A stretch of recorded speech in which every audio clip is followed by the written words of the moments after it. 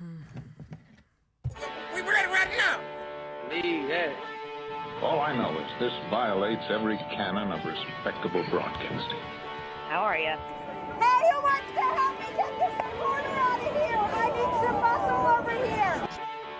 You are listening to Blame Your Brother.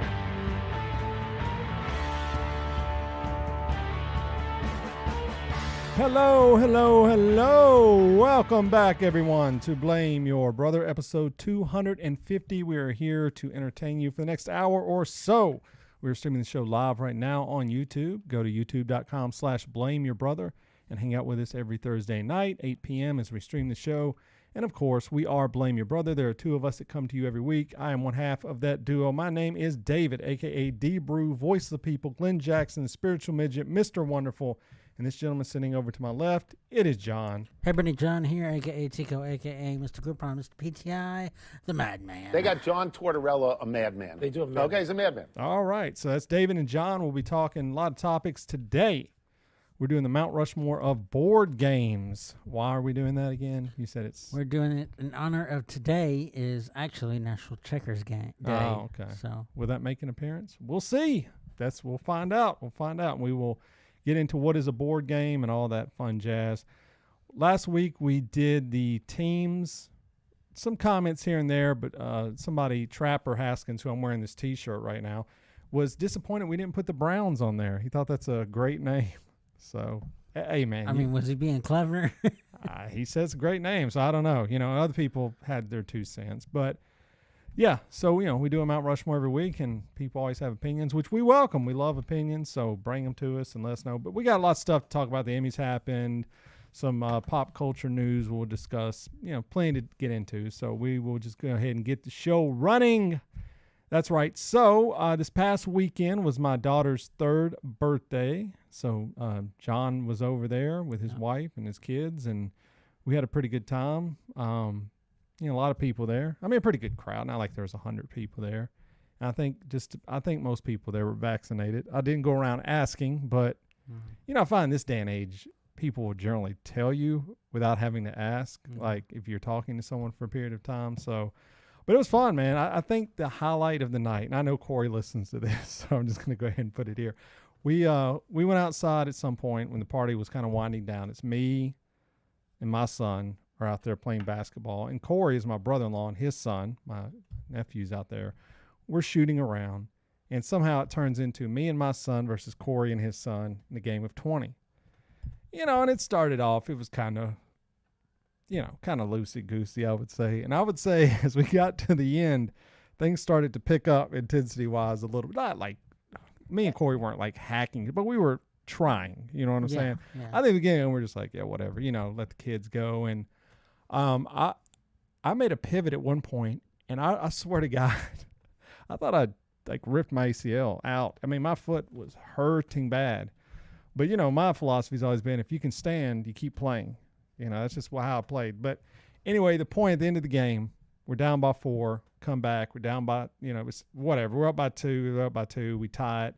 And then my son gets the final shot and we win the game. So it was pretty good fun. Yeah, it's a good moment, though. It was, I just told you, it's kind of wild to think about being a parent now to a teenager and out there playing basketball with them, out there kind of coaching them around. It blows my mind sometimes because I'm still, at spirit, I'm like 20 years old.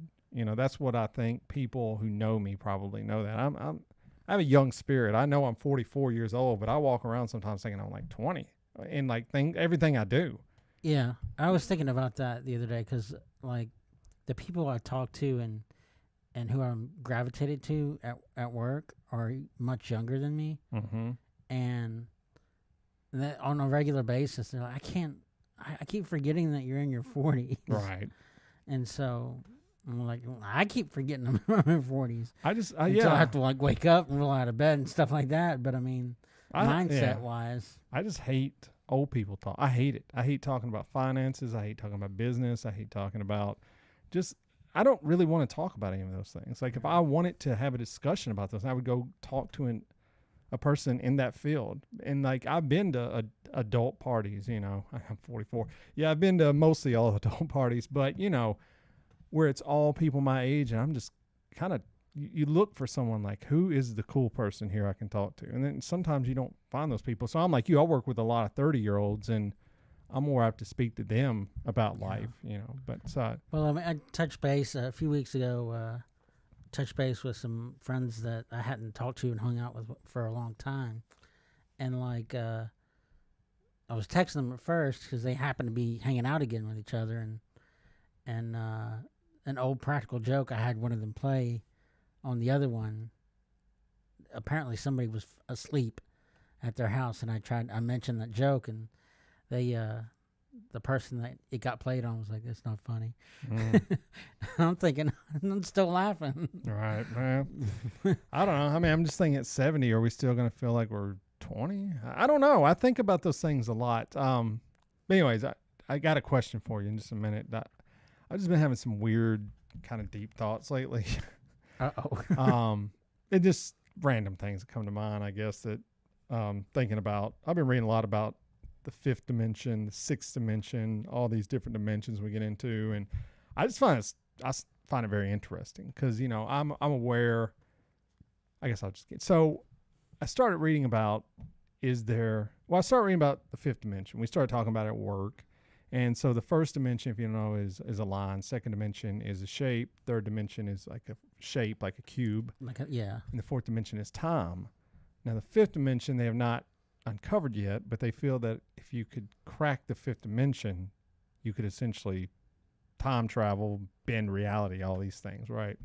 And I find that very interesting. I mean, because, you know, I just think, and so I think it's weird how far we've advanced technologically in just our lifetime. It's kind of strange, right? Like, yeah, it almost doesn't make sense, truthfully, if you think about it. It makes no sense. Like, so we've lived all these years, and just our generations, like, we're the ones that figured it out. No one before us ever figured it out. I just think that's weird. So then I start reading about, okay, aliens out there, because, you know, that's where that conversation goes, you know, fifth dimension aliens. And then I started reading about, you know, they're so far away, even if they could see us, they would see us, like, in the past or in the future, you know, depending on your perspective. Because when we look at stars, this is what I really find interesting. Every time we look at a star, we're looking at a star that is dying. Yes, it's already in its past. Right. It may be essentially dead, right? So to us, if stars could look.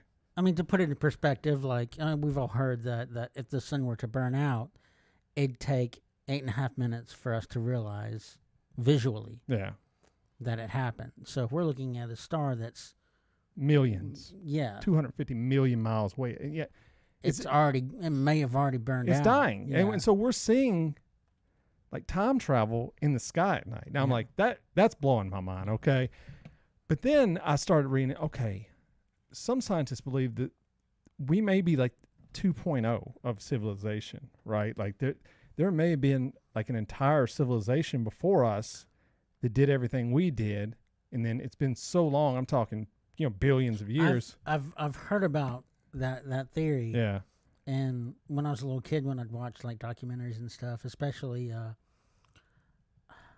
it's not paleontology, it's like a mixture of like paleontology and also archaeology. Okay.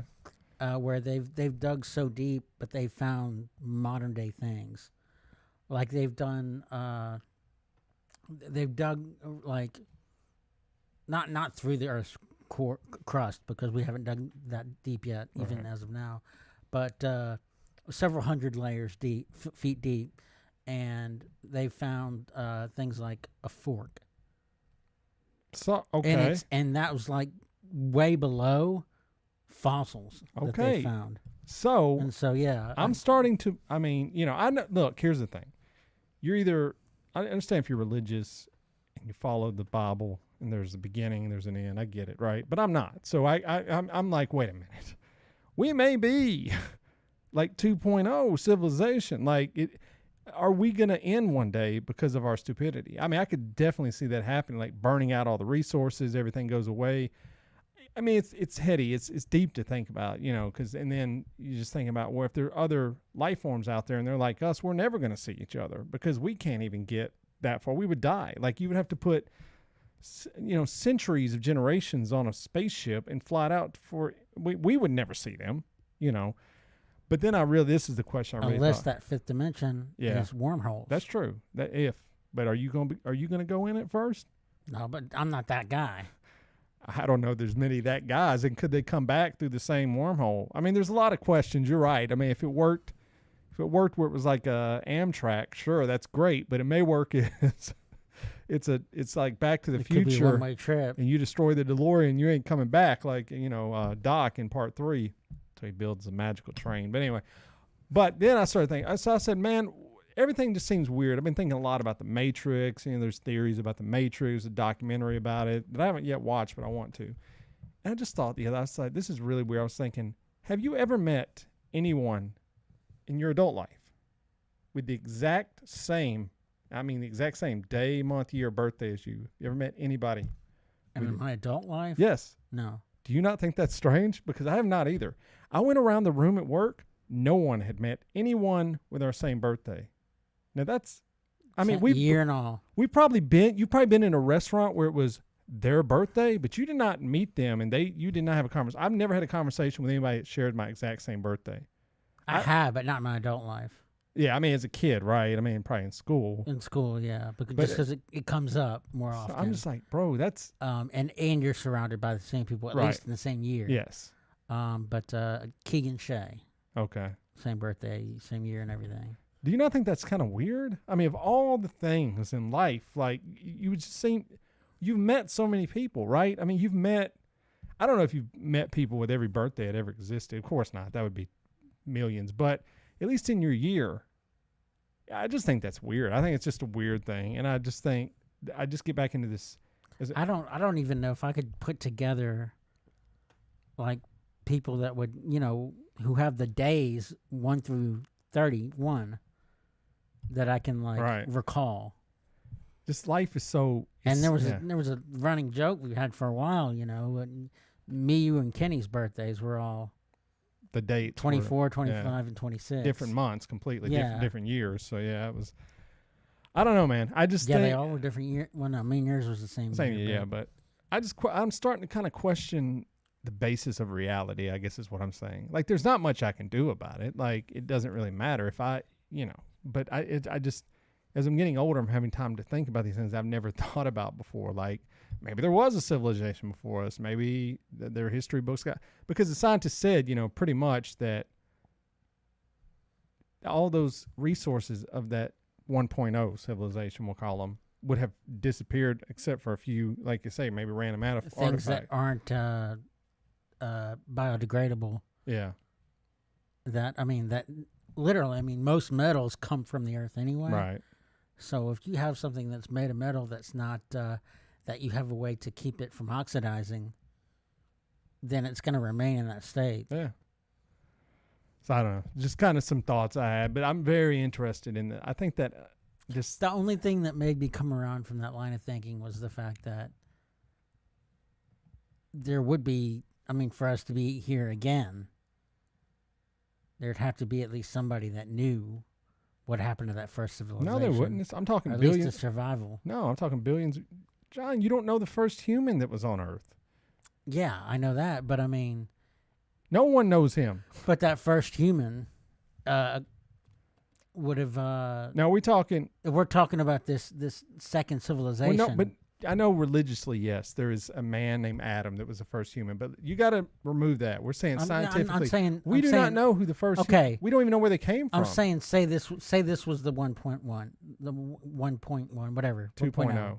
I'm saying this was the first one. Okay. So pretend we're in the first one, and North Korea does some crazy stuff. Right. We retaliate and we ruin the planet. Right. Okay. Everybody ends up dying off except for one person. Yeah, or two people. Okay. Or whatever. They're dead.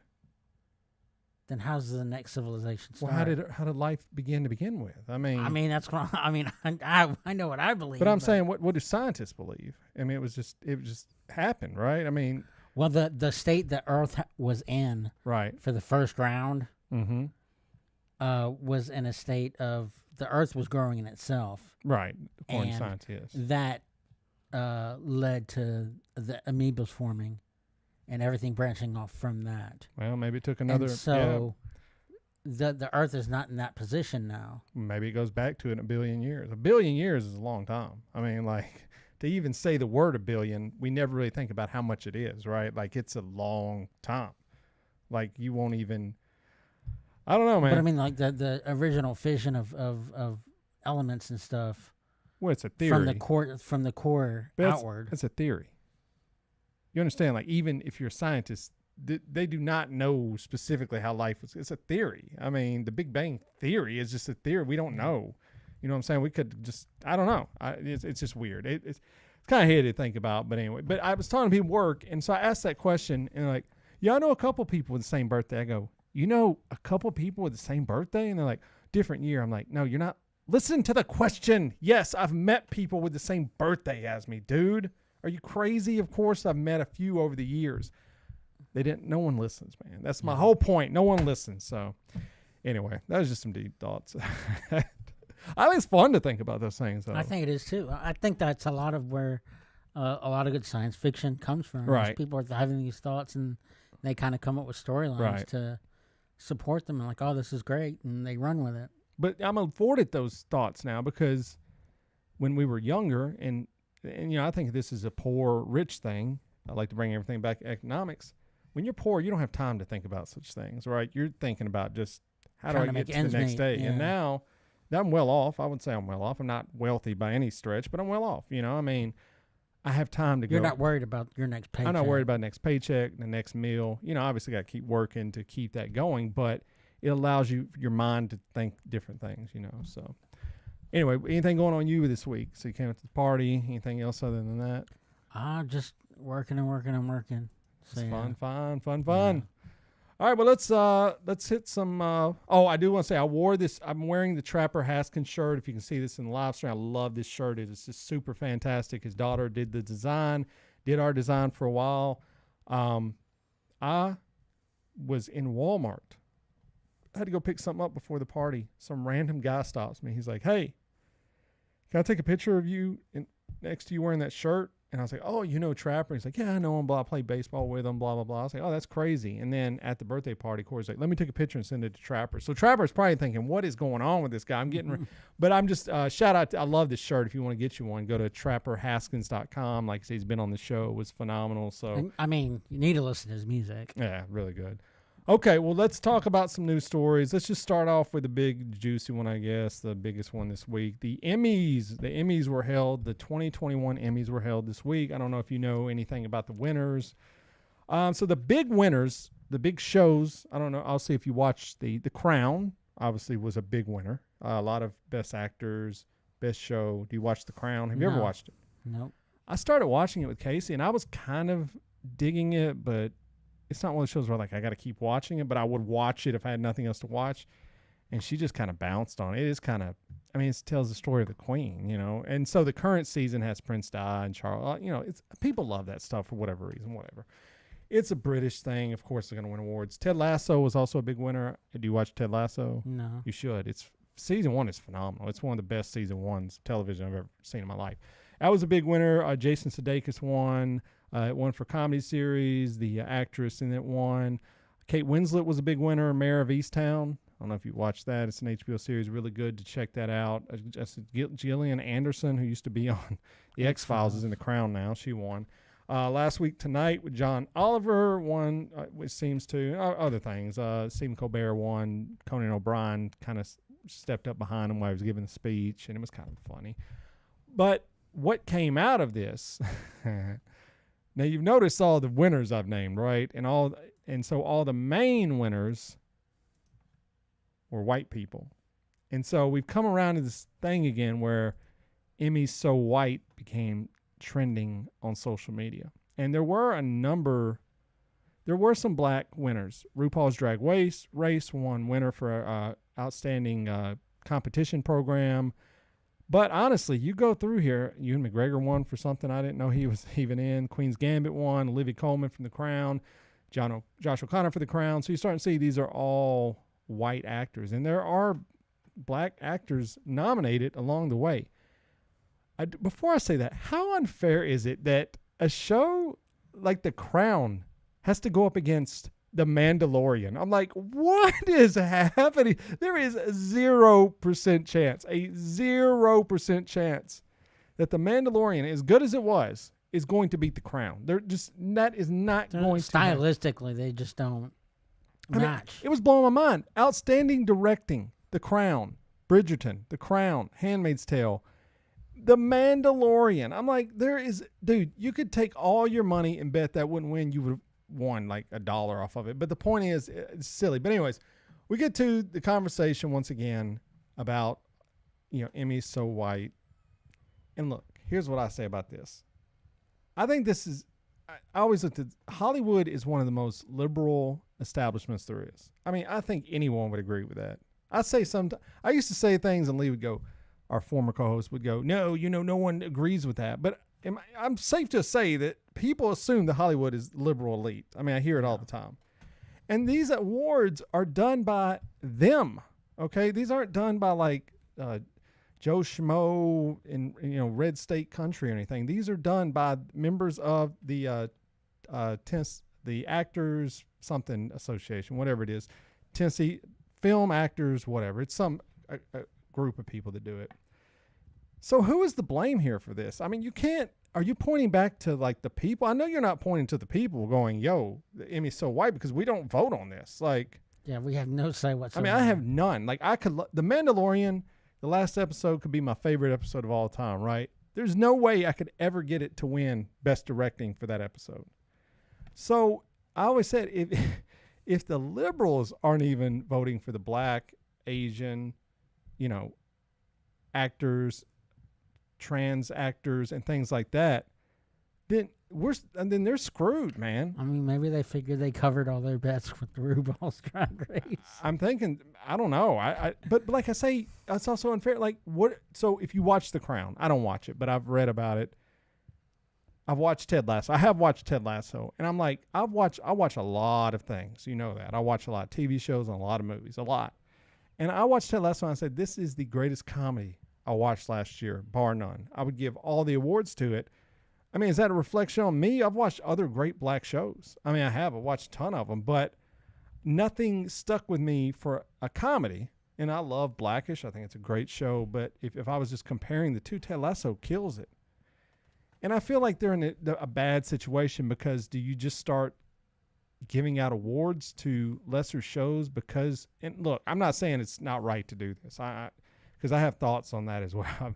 But do you just start giving out awards maybe to someone like Leonardo DiCaprio when he won for The Revenant?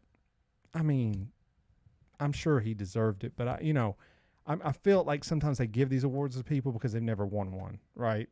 And we never really bitch about that. We're like, hey, that's not. I mean, people. I'm sure people do, but I don't know how to fix this situation. I mean, because my thing is when's the last time a white guy won the MVP for the NBA? Last year. Oh, really? Yeah. Never mind. Well, he's European, but yeah, he's a white guy. Never mind. Ruin that one. But it's rare. I mean, and so I do use a sports analogy like that.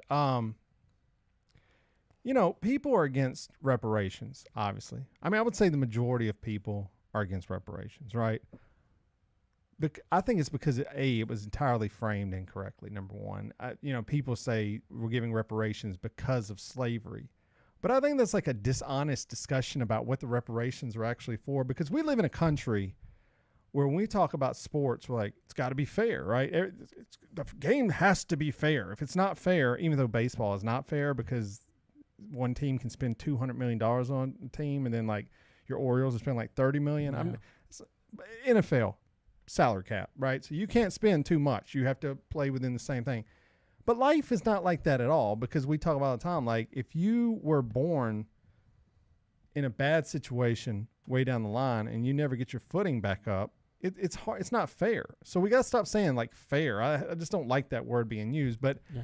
I think reparations should have been made like, hey, these people never even, people say, they were born on second base, right? Like to rich people were born in third base, with the baseball analogy.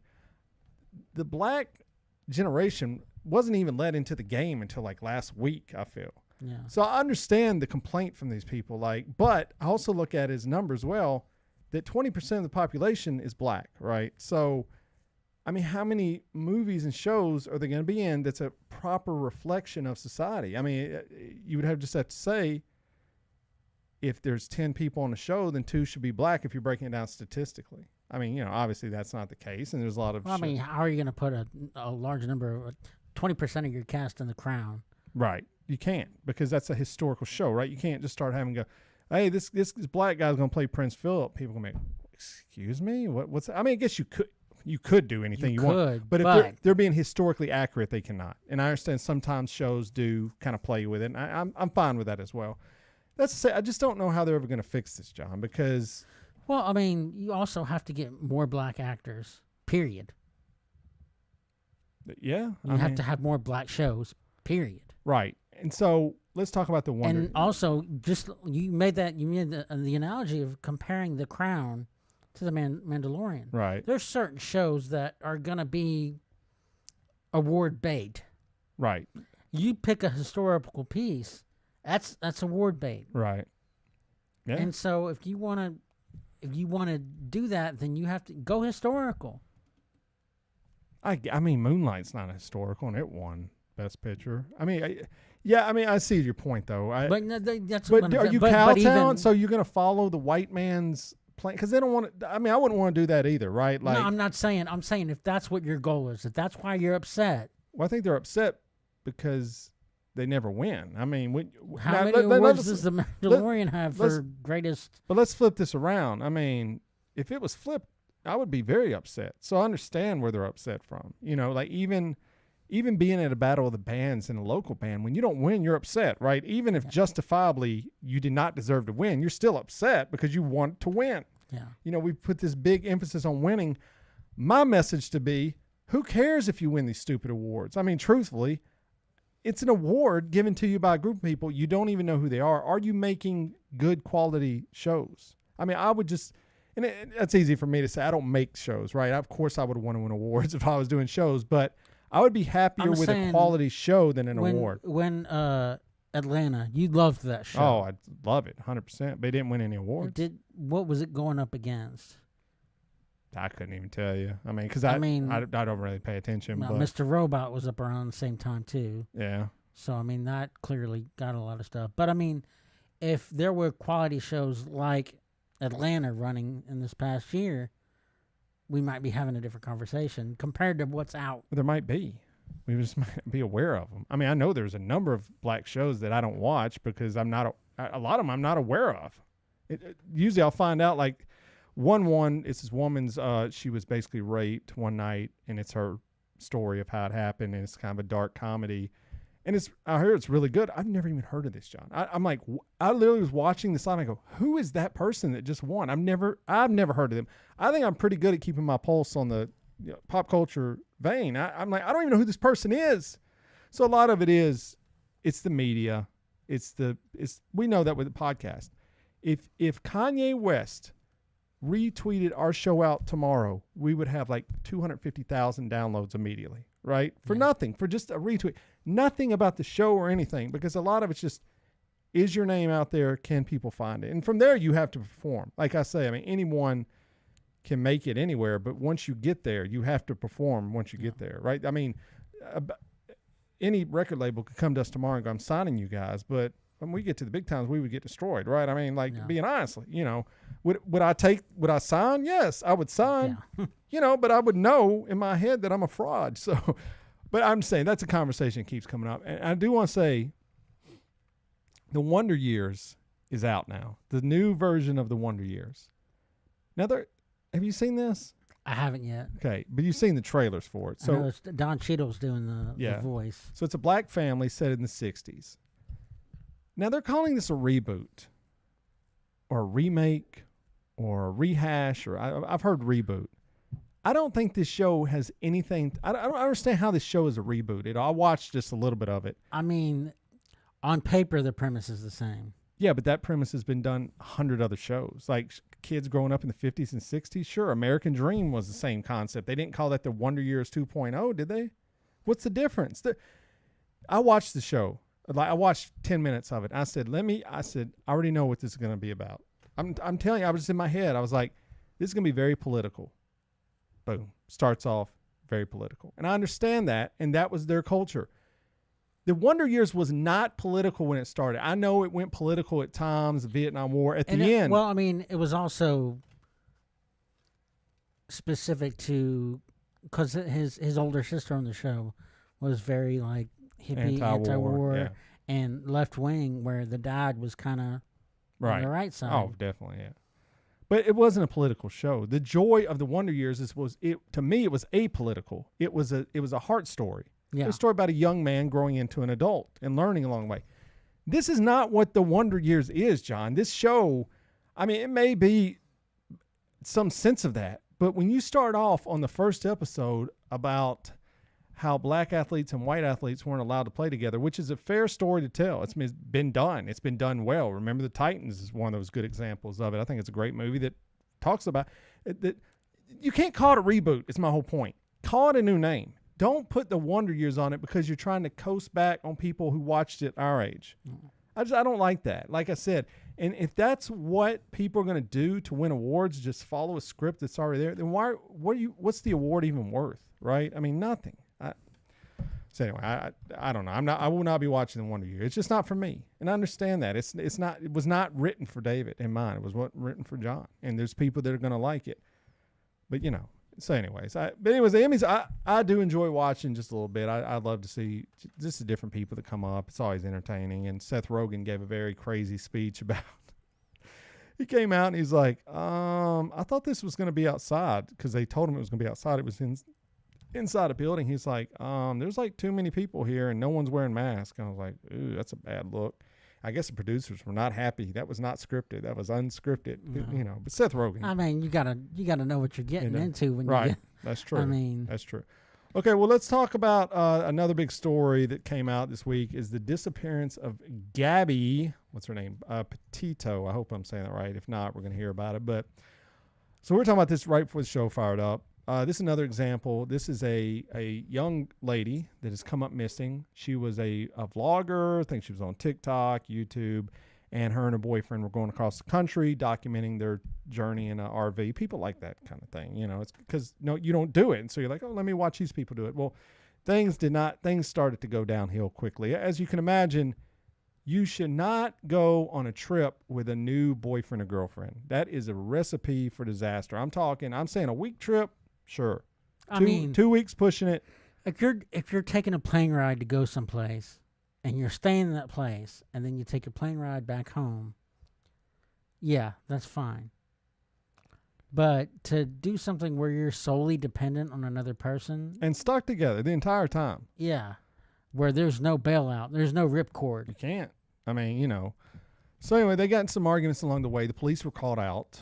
We had a timeline up earlier, but this has all happened within just a couple of months. That's what's crazy about it. I mean, so they started the journey according to the the AP here says they started the journey around June 2021. Okay, so they're traveling. They're going across the West. It looks great. It looks like a good time. They're at Colorado. They're at Great Sand Dunes National Park. And then August 12th. Okay, so just 2 months into their journey, the police were called out. And these two had gotten into a domestic altercation. Now, you would think the man was, because it was called in, the boyfriend was the abuser. It turns out when the officers got there, she was abusing him.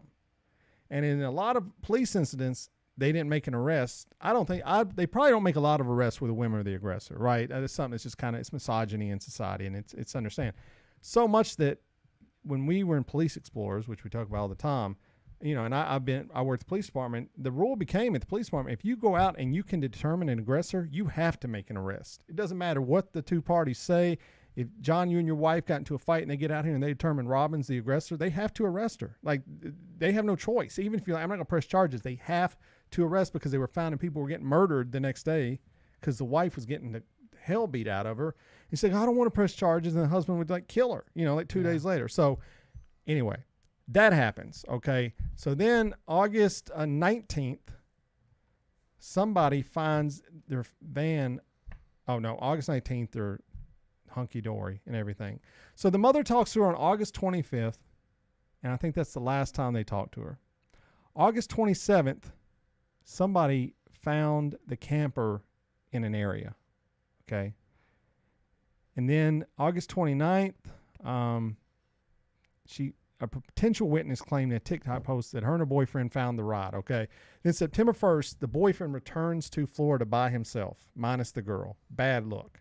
Like, even if I didn't like someone, I would be like, we got to ride back together. Like, I mean, come on. Like, unless I watch her get on a plane, go back home, whatever. September 11th, so September 1st, he heads home. September 11th, crazy day, she's reported missing by her family to the police department. They cannot find the boyfriend to question him. He has been named a person of interest on September the 15th. And then just recently, to go back down, she has been found. She was murdered. The autopsy said she has been ruled a homicide, and they're going to release the autopsy. It's pending, so whatever that means. Was she beat to death? Was she strangled? They haven't said yet. And now today they've put out an indictment for him for essentially using either her cell phone or her credit card after her death illegally, because that's something they want to get him to talk to him. So this was a way they could legally detain him and do it. This is a crazy story, but as the Emmys come about, people are outraged because, and think about this, every time we see a missing person, how would you describe missing persons that are covered heavily by the news? What demographics would you use for the person? It's usually an attractive white person. White female, yes. I can't even think of dudes that have been reported missing. Me, Casey, my wife were times like, I can't remember the last time a major story has been about a guy missing that he wasn't the murder for the suspect murder. Like, it's rare. It's all white women that, like you said, I think you said that, attractive white women. Yeah. They've discovered in that part of the country, which is something I'm starting to learn more, indigenous women, Native American women come up missing every week. And they don't even keep data about it, John. They don't even keep statistics for these women. So now I would say in this case, and I'm not going to say about the other cases because I agree. The media loves the white women missing. They do. She's at least got some social media popularity. I think with podcasts coming out and social media becoming more relevant, someone like this is going to get pushed to the media front. But we have to do better. Like, if we're going to run stories of attractive white female, we need to run about black females that come up missing all the time. There's tons of them. I mean, men are coming up missing. It's unfortunate. So, I would just say, I'm like you. You're innocent until proven guilty, right? And if I was in that situation and I did leave her and I had nothing to do with her murder and I got home and then I found out she was reported missing, I would get a lawyer immediately, because you're in it now.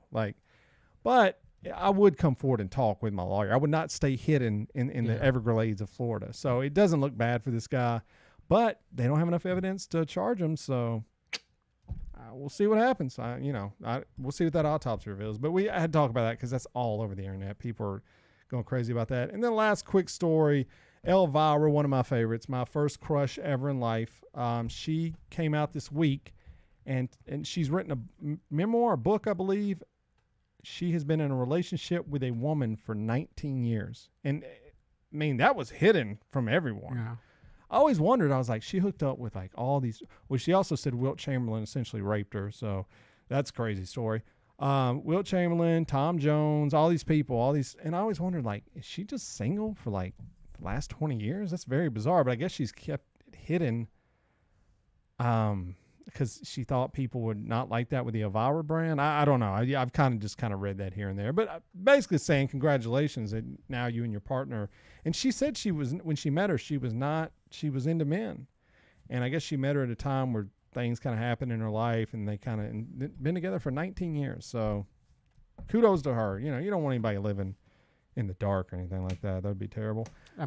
Especially not the mistress of the dark. No, but I love you, Elvira. Support it. Good for you, girl. Get it. All right. Well, John, let's, I think we just need to get to the Mount Rushmore. I think we need to, and we'll, at the end, we'll do a what if recap. How about that? All right.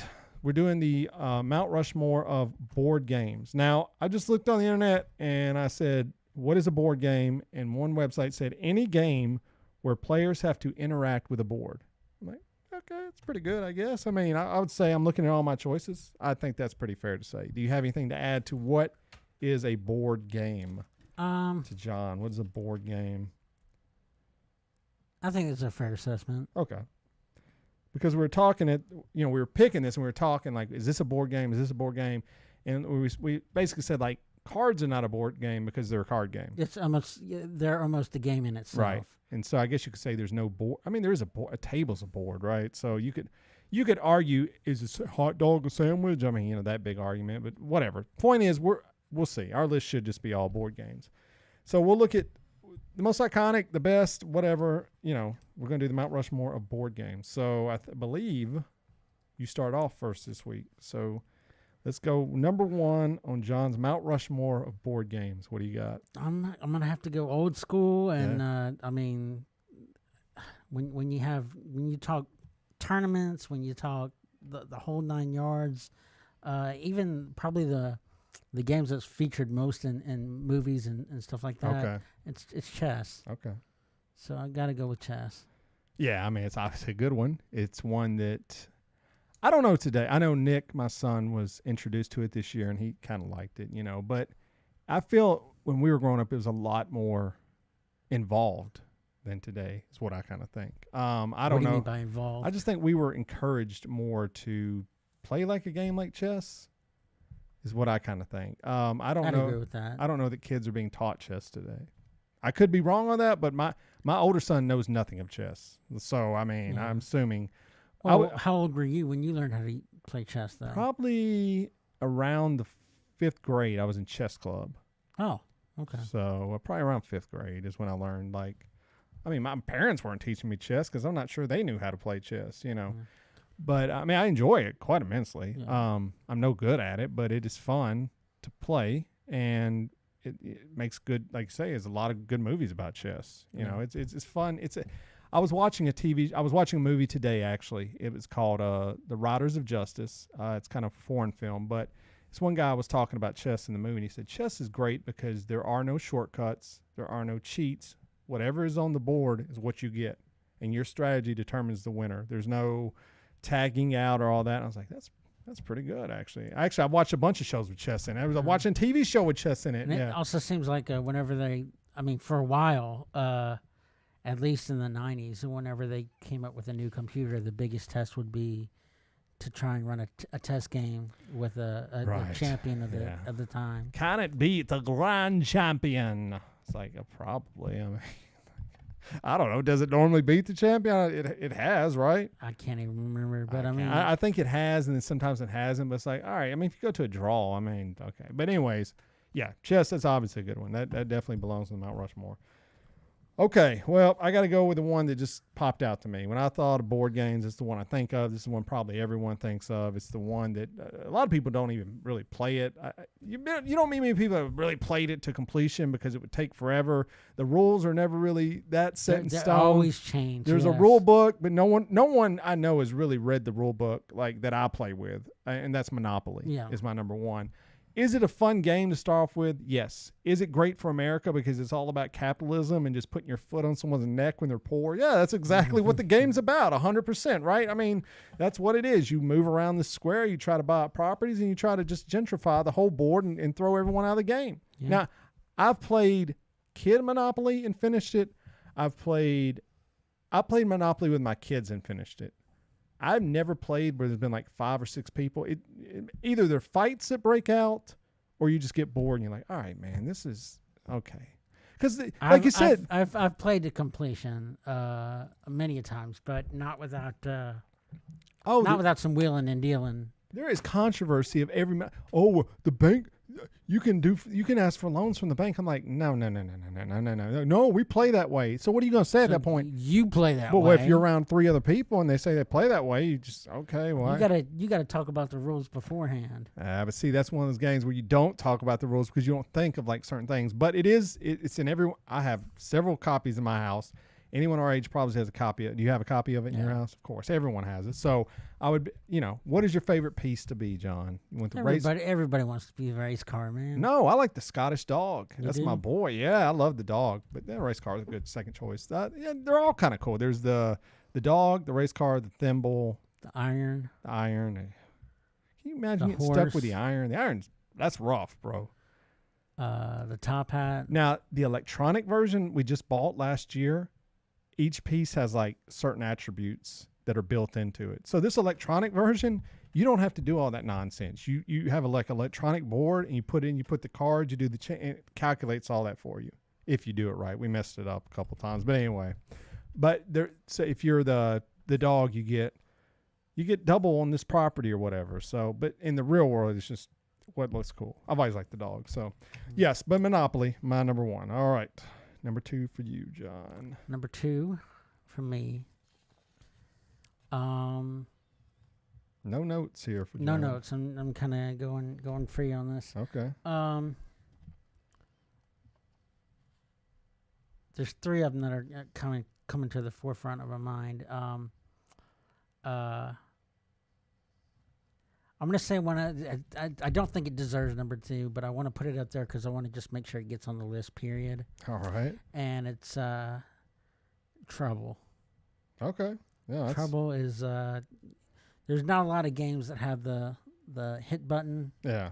And so I think this one. I think it needs represented somewhere. I mean, I've played Trouble, but it's been so long. I think Trouble is what's our backdrop, right? Is that Trouble? No, that's Parcheesi. Oh, Parcheesi. Well, Trouble is got the bubble dice thing. Okay. I mean, I couldn't tell you much about it, but I definitely remember playing it. Yeah. So, do you have anything to add about Trouble? There's a precursor to another game that might end up on the list. Yeah. And so I was bouncing back and forth to putting that one or Trouble on the list, but since I wanted to make sure that bubble got the bubble dice roll. That was a dope invention for sure. I mean, that's one of the coolest. Okay. All right. Well, I'm going to go with one of my favorites also. In my household would start. I mean, any game would start fights between me and my brother. Let's be honest here, okay? I mean, checkers would, chess would, whatever.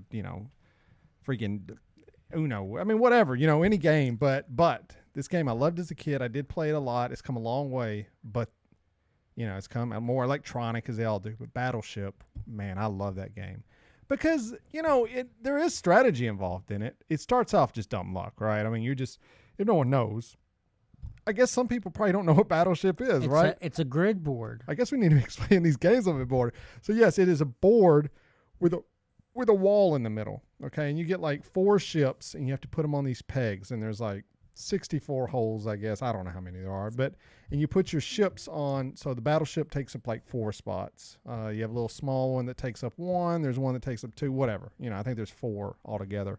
And you're dropping bombs. So you're the military of whatever country you want to be, your made up country.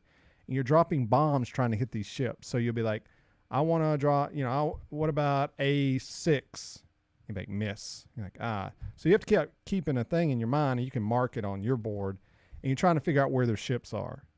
And it's fun. It takes a little bit of skill, but still enough dumb luck. And that's my thing about chess. You got to know what you're doing, or you're going to get destroyed, right? Battleship, you don't really got to know what you're doing. Monopoly, Trouble. Yeah, I mean, come on. It's a little bit of luck, but still, But I used to love Battleship. Man, I played that all the time, and now, like I say, it's come a long way. But just I haven't played that in a while. I want to play it though, because I did like to play it. It's kind of a fun thing. So Battleship's my number 2. All right, John, your number 3. This one definitely more deservedly should have been my number 2, but alas, my number 3. It started out as just strictly a board game. Now it is a phenomenon on the phones. Now we call it something different. Oh yeah, I had this one. But Scrabble.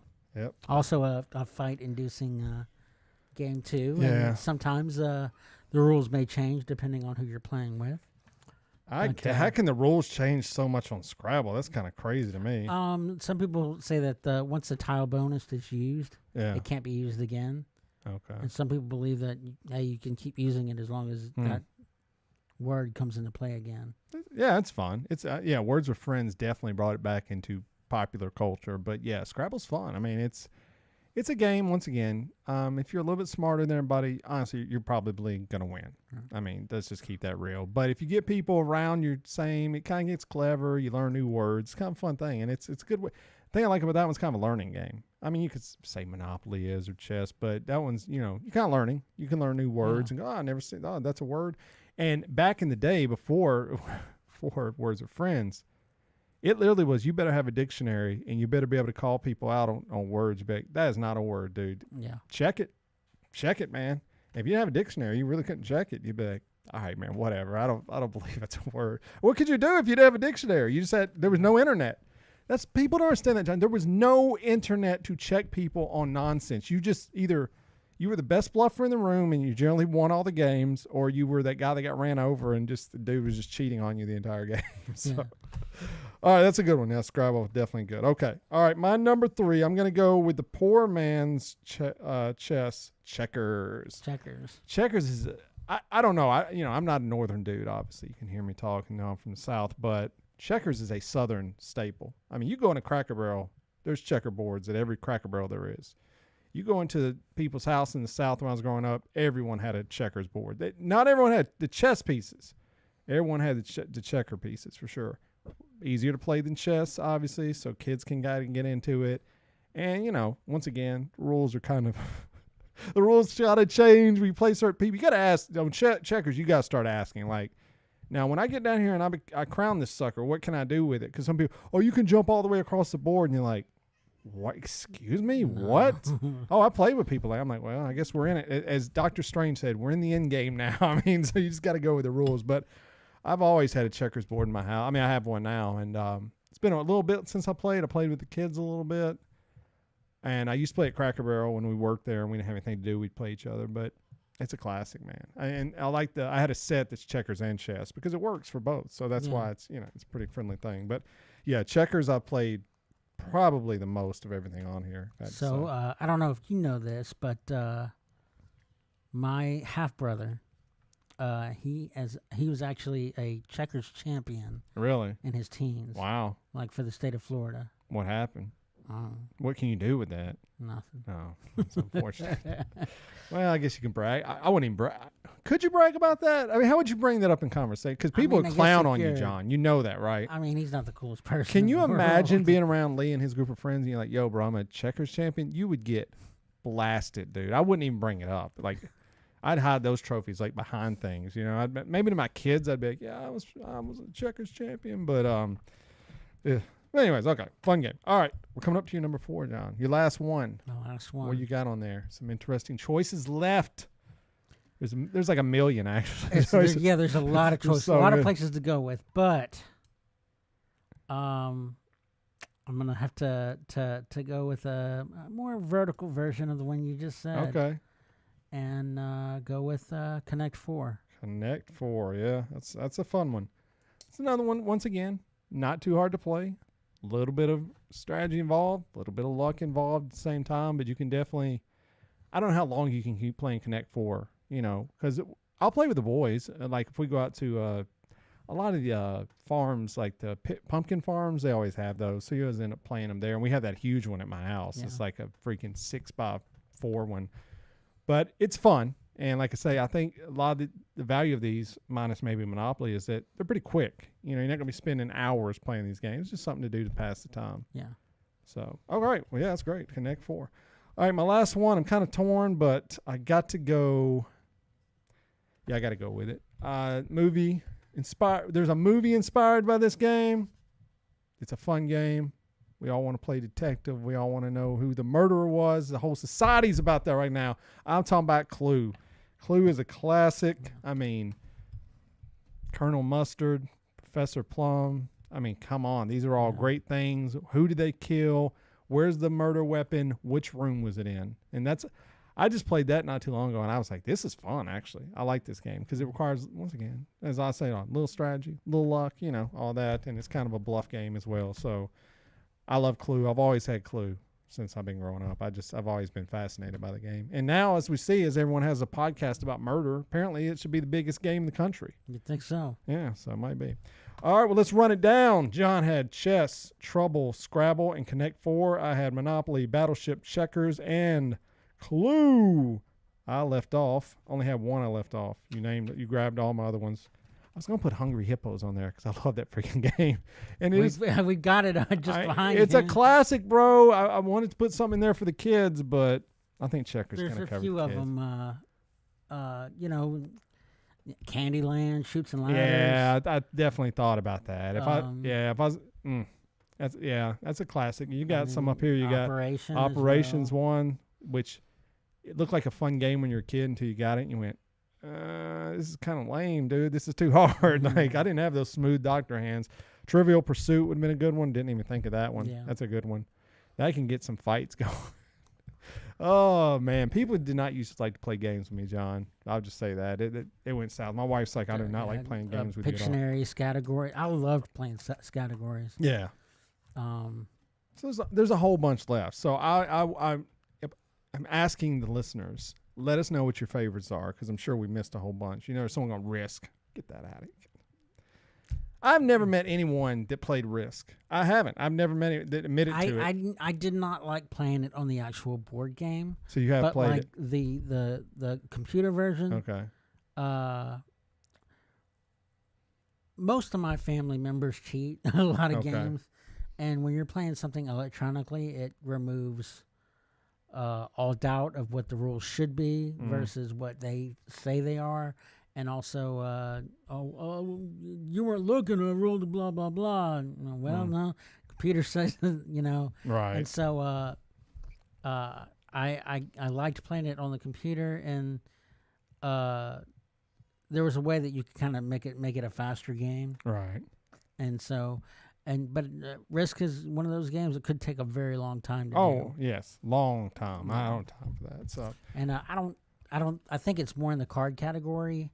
But just in case somebody would disagree, Dominoes is a really fun game as well. No, that's definitely a board game. Yeah, 100%. I mean, it's not a card game, but it's fun once you learn how to play it. Yeah. I actually ended up at Corey, my brother-in-law's party one year, and some guy taught me. I was like, this is a fun game. That's really fun. I mean, not if you're inebriated. It's not that much fun, but, it's fun. You're just getting your butt kicked. She's like, I'm too drunk to think. But anyway, so, well, yeah, let us know what board games would make your Mount Rushmore. All right, I said we were going to do the What If recap. So this week, another episode of What If. The Marvel show on Disney Plus arrived, and I don't really know what it was called.